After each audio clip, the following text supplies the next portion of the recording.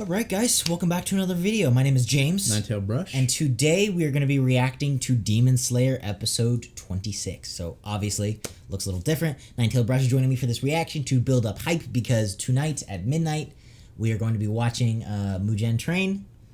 I'm really excited for that.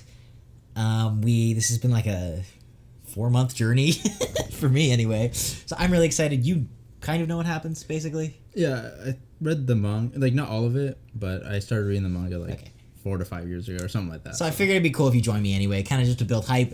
Nick has done his entire watch through of Demonslayer season 1, so we're building the hype on the channel. We're excited. As always, if you guys want to check out the full-length reaction, those are going to be up on Patreon. Like I said, Muzan, the full-length reaction is going to come out as soon as possible, and the YouTube edit is going to come out as soon as humanly possible as well. Because we're close to getting deleted off YouTube because of copyrights, and Demonslayer is just terrible with copyrights, what we're going to do is we're going to have the intro here, like I just said, and then there's going to be a free link in the description to the actual edited reaction with all the footage and everything like that, and then you guys can come back here for our thoughts, review of the final episode. I know it's kind of a pain in the butt, but I hope you guys understand. It's just anime is really rough with copyrights, and we're 2 out of 3 copy strikes, so we cannot make any risks here on the channel. But yeah, all that being said, I am very excited. We got a little tease of some weird 4-eyed, ugly-looking demon on some train, which I'm guessing has to do with the movie. But that's all I know about this final episode and this final arc. So I'm excited to see how this sets up for the movie. And yeah, like I said, go check out the link in the description, and we'll see you back here for what we think about the episode. Holy what? Okay, first of all, that Muzan scene was the coolest scene in the whole season. I'm sorry. I like bad guys, and that was just the coolest, most brutal freaking thing that I've ever seen ever. That was, yeah. The animation was really they did tons of 3D animation, too. Oh my gosh. Dang. Well, I mean, you know what happens in season 1, right? Because you read the manga and different things like that. So I mean, I feel like I have to talk a little bit about season 1, I guess. Thoughts on the whole thing.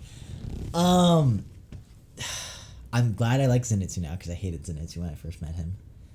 I think a lot of people need time to kind of warm up to him. Yeah, he is, he's kind of annoying with this whole crying spiel thing, but yeah. But I'm surprised that they like accomplished that, to be honest, because everybody's like, "Oh, you'll like him," and I was like, "Okay, sure, whatever." But I don't know. I like that this story, I wasn't sure if they were going to do this, but I like that this story has kept the Tanjiro and Nezuko bond as the center of the story, because that's what I care.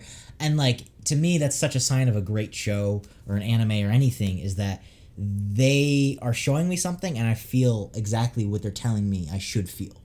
Right? Where it's like, they are like, this bond is the central thing. And that's how I care about the most. Like, the side characters are cool, but I don't freaking want anything to happen to Nezuko. And I'm going to be so pissed if something happens to Tanjiro. Like, it is that. And so that's so cool to me, because I'm like, well, this show accomplished exactly what it wanted. Because that feels like the central thesis and point of, like, kind of season 1 really was establishing them and kind of the crew, and then Tanjiro as a character. Yes, I think so as well. But I don't know. I think it's cool. I mean, we were talking about this off camera a little bit about Tanjiro as a character, and I really like him because I feel like very easily he could be like kind of your OP, like what I imagine anime heroes are. I haven't watched a ton of anime, but like, you know, your classic, like, oh, he has a superpower, and when that doesn't work, he has an even bigger superpower. And I think they do a really good job of making him an actual character as opposed to just like looking cool on screen. Yeah. And I really like that. And I like how he has a development, and I like how caring he is as a person.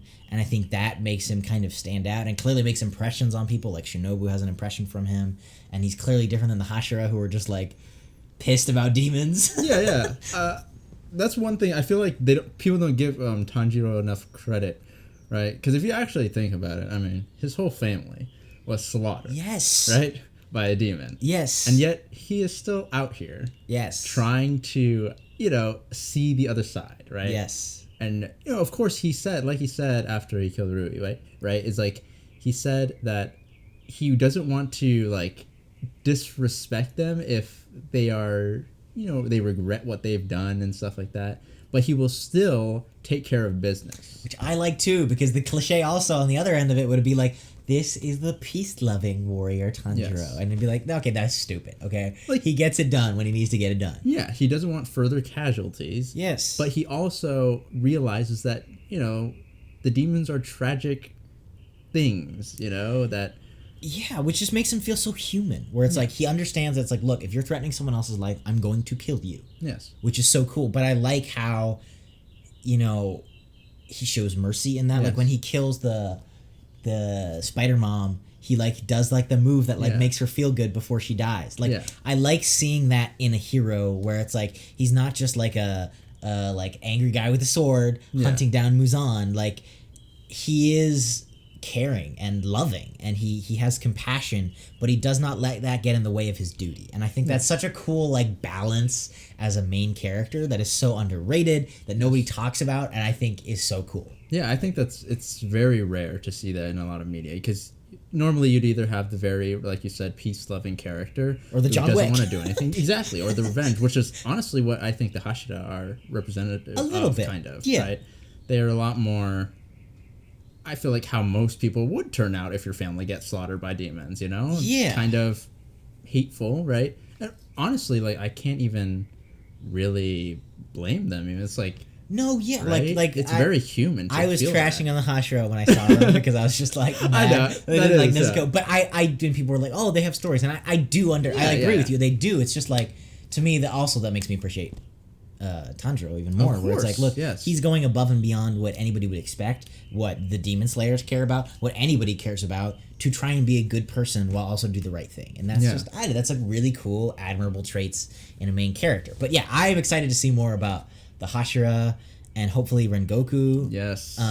Because, you know, fire's always cool. And the animation, if the animation in this episode is any hint towards the anime, because I feel like they're flexing a little bit to get you hyped for the movie, because they're dropping some 3D animations on that train and some like slow-mo. Like, I feel like they were showing off a little bit to get us hyped, and I'm hyped.